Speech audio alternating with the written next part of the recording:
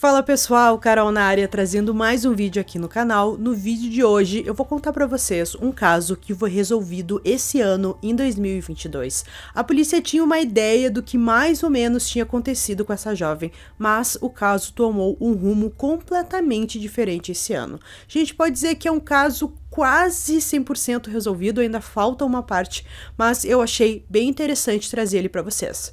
Se você se interessa por esse tipo de conteúdo, casos criminais resolvidos, casos criminais que ainda são um mistério, convido você a se inscrever aqui no canal. Todas as semanas eu trago esse tipo de conteúdo, então se você gosta, se inscreve aqui no canal, deixa um like nesse vídeo que isso é muito importante e também ativa o sininho de notificações.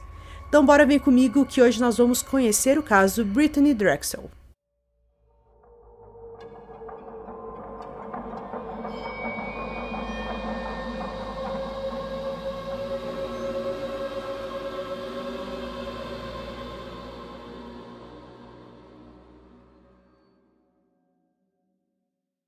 Em abril de 2009, Brittany Drexel era uma estudante de 17 anos de Rochester, Nova York. A jovem estava muito animada, pois em poucos dias iria para Myrtle Beach, na Carolina do Sul, em suas férias de primavera. Sua mãe Dawn não estava muito contente com a viagem da filha. A mãe estava com uma sensação de que algo ruim iria acontecer. Brittany nasceu em 1991, filha de Dawn e John, um homem com ascendência turca. Na época, os dois eram adolescentes quando a menina nasceu. Depois do nascimento, sua mãe se casou com um homem chamado Chad Drexel, que a adotou. Ela tinha dois irmãos mais novos, Marissa e Camden. A jovem gostava muito de esportes, principalmente o futebol. Brittany sofria de uma condição chamada vítreo primário hiperplásico, que a deixou cega de um olho. Ela foi submetida a inúmeras cirurgias para corrigir esse problema. O último procedimento que ela realizou foi no ano de 2008. Por causa de seu problema no olho, ela utilizava lentes de contato especializadas para sua condição. Em 2009, a jovem era estudante de cosmetologia e tinha um grande sonho de se tornar modelo no futuro. Infelizmente, nessa época, ela estava passando por alguns problemas em casa devido ao processo de divórcio de seus pais. Brittany estava muito abalada com tudo que estava acontecendo em casa, isso afetava muito ela, então ela acreditou que a viagem iria fazer muito bem a ela, mesmo que isso fosse o que a sua mãe não queria. A mãe era contra a viagem, primeiro porque ela não conhecia direito as amigas que iriam com a Brittany, seria para um local distante, uma viagem longa, e também não teria nenhum adulto por perto, não teria nenhum adulto na viagem. Então a mãe acreditou que alguma coisa poderia acontecer, ficou preocupada com a segurança de sua filha. Em 24 de abril, Brittany disse à mãe que estava indo para Charlotte Beach, nas proximidades do estado de Nova York, para ficar na casa de um amigo. Mas ela mentiu para a mãe e foi para Myrtle Beach com duas amigas. Quando chegaram na cidade no dia 25, Brittany falou com Dawn pelo telefone. Sua mãe não fazia ideia de que Brittany, juntamente com as amigas Jennifer Oberer e Alana Lipa, estavam na Carolina do Sul. No mesmo dia 25, na parte da noite, por volta das 8 horas, Brittany deixou seus amigos no Bar Herbal Hotel, à beira-mar, para caminhar 2,5 quilômetros ao sul pela South Ocean Boulevard, para visitar um amigo que estava hospedado no Blue Water Resort. As câmeras do resort mostraram ela chegando.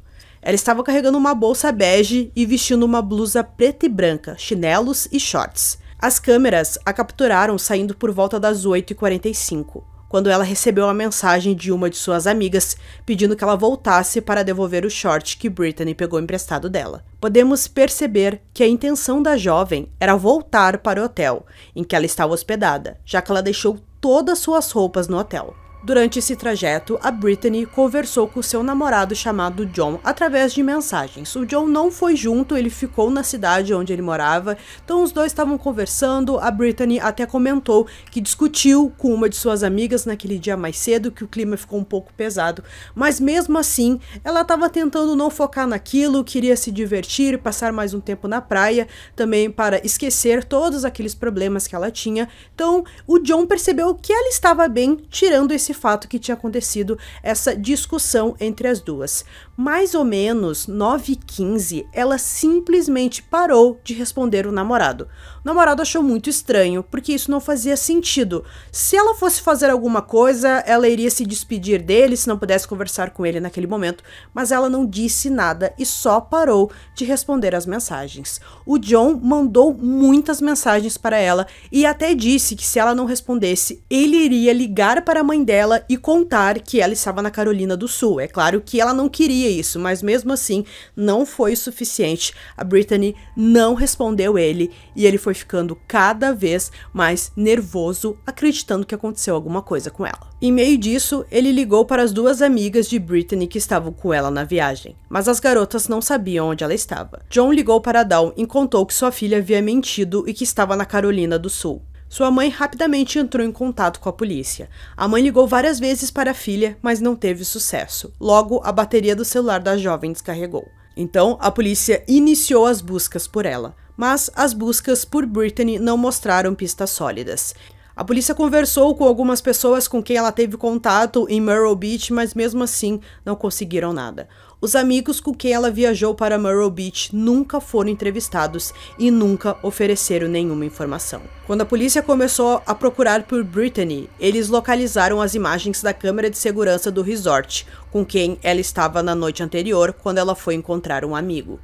A última pessoa que relatou ter visto Brittany antes dela partir foi identificada como Peter Brozowitz, um promotor de boate de 20 anos que Brittany conheceu na área de Rochester e que também estava em férias em Myrtle Beach. Eles aparentemente se conheceram em uma boate local. Outros 4 homens, Anthony Schmitz, Philip Watson, Kate Cummins e Matthew Abrams, disseram à polícia que estavam dividindo um quarto com Peter no Blue Water Resort, em Myrtle Beach. Eles alegaram que durante a viagem conheceram Brittany brevemente. Brittany não cooperou com a polícia, mas concordou em mais de uma ocasião em falar com a família de Brittany no talk show do Dr. Phil. Ele negou ter conhecimento do paradeiro de Brittany ou do que aconteceu com ela. Quando Dawn perguntou no programa a Peter por que ele não chamou a polícia quando descobriu que Brittany estava desaparecida, ele respondeu que ele não era uma babá. A família de Brittany ficou frustrada com a polícia e os adolescentes que acompanharam ela à Carolina do Sul, também devido à falta de cooperação e à presente apatia sobre o que aconteceu com quem eles consideravam como amiga. Os amigos nunca participaram das buscas. Em uma entrevista, Dawn disse que nunca falou com eles ou com seus pais. A polícia revistou o quarto de hotel da jovem. Eles encontraram todas as suas roupas, mas seu celular e sua bolsa estavam faltando. Os pins de rede de seu telefone foram rastreados em um caminho que leva de 80 a 95 quilômetros ao sul de Myrtle Beach, perto da linha do condado de Georgetown a Charleston. Os pins pararam abruptamente na manhã de 26 de abril. As áreas próximas e ao redor de Myrtle Beach, onde um corpo poderia ter sido descartado, foram revistadas por 11 dias, mas nada foi encontrado. Dawn tinha uma teoria sobre o porquê sua filha estava tão empenhada em ir para Myrtle Beach contra sua vontade. Ela acredita que Brittany foi prometida de algo, provavelmente um trabalho de modelo, que era algo que ela queria muito. A mãe acreditava que a filha foi vítima de tráfico humano. Naquela época, a polícia não tinha nada que confirmasse essa teoria. Em 2006, o FBI concordou com Dawn Drexel que Brittany provavelmente foi traficada. De acordo com os investigadores da época, Brittany foi mantida contra sua vontade na cidade de McClellanville por vários dias e depois foi morta. Ainda em 2016, um jornal local relatou novos desenvolvimentos de uma audiência de fiança para Timothy Deshawn Taylor, um preso que cumpria a pena na prisão estadual por uma acusação não relacionada. Um agente do FBI testemunhou no início daquele ano que Duncan Brown, outro preso da Carolina do Sul, que cumpriu uma sentença de 25 anos por homicídio culposo, disse a eles que em 2009, logo após o desaparecimento de Brittany, ele foi visitar um esconderijo em McClellanville para dar dinheiro ao pai de Timothy. Enquanto caminhava pela casa, viu Taylor abusando sexualmente de Brittany com outros presentes. Ele continuou até o quintal, onde encontrou o pai de Timothy e fez o pagamento.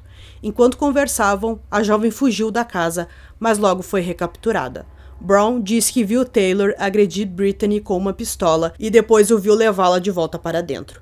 Ele então ouviu 2 tiros, que ele assumiu serem os sons da jovem sendo morta. Brown afirma ter visto um corpo embrulhado sendo removido da casa e depois jogado em um dos muitos lagos de jacarés na área.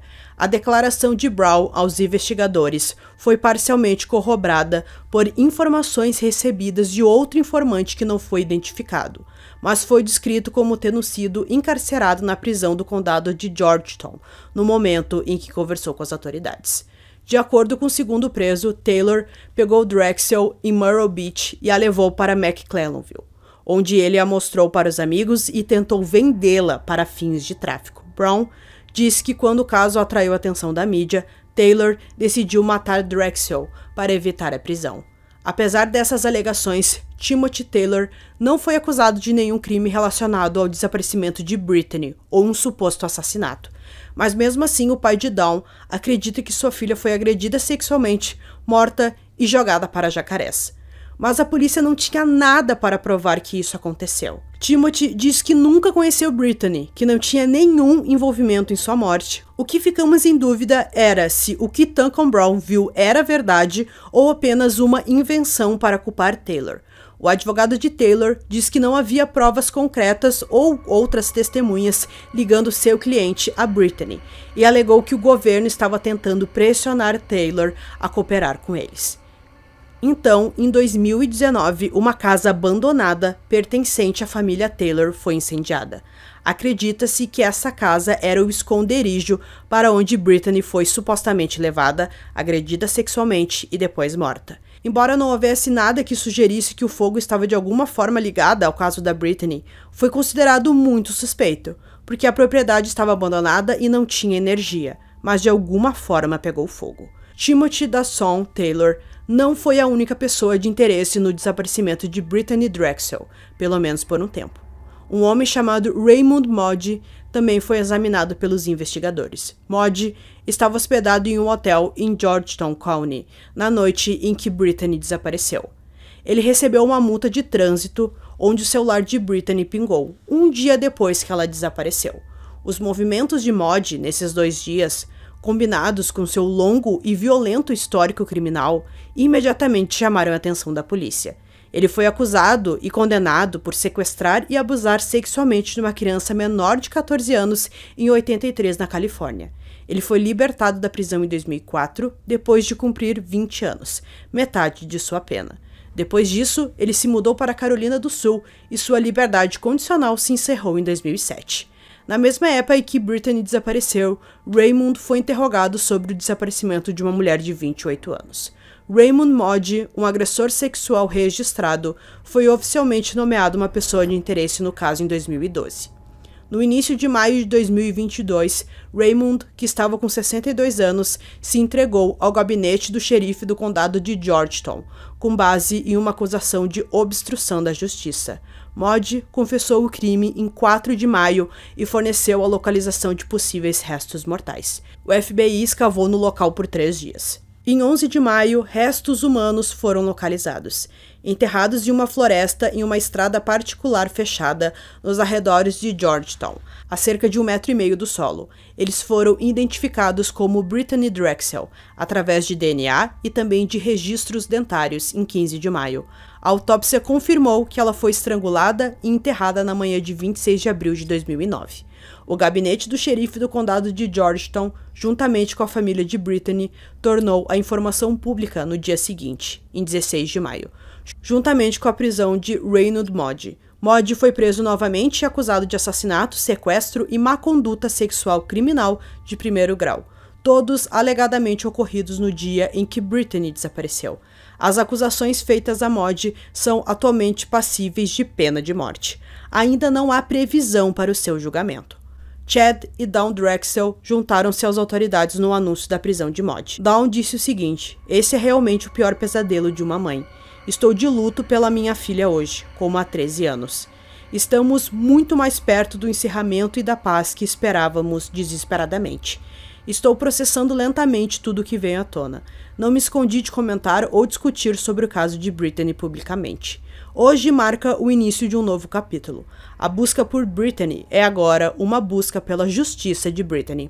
Como esse caso não teve o julgamento ainda, a gente fica meio em dúvida do que aconteceu naquela noite, mas a gente conclui que provavelmente quando ela estava fazendo o caminho de volta para o hotel onde ela estava hospedada, o Mod apareceu e a atacou, né? Ele já tinha cometido isso há um tempo atrás. Dessa vez foi com uma pessoa mais velha, já que daquela vez foi com uma criança. Então a gente conclui que foi isso, que ele acabou atacando em algum momento. Talvez ela passou por um local mais reservado, que não tinha muitas pessoas, e ele acabou fazendo isso com ela. Então não tinha nada que ver com aqueles 2 outros homens. Então a gente fica pensando por que o Brown fez aquilo. Será que ele tentou colocar a culpa no Taylor? Mas é muito confusa essa parte, que não tem nenhuma ligação com o caso da Brittany. Ela não foi dada a jacarés, nem nada do tipo. Então a gente não sabe se o Brown inventou isso ou se ele viu isso e provavelmente era com outra garota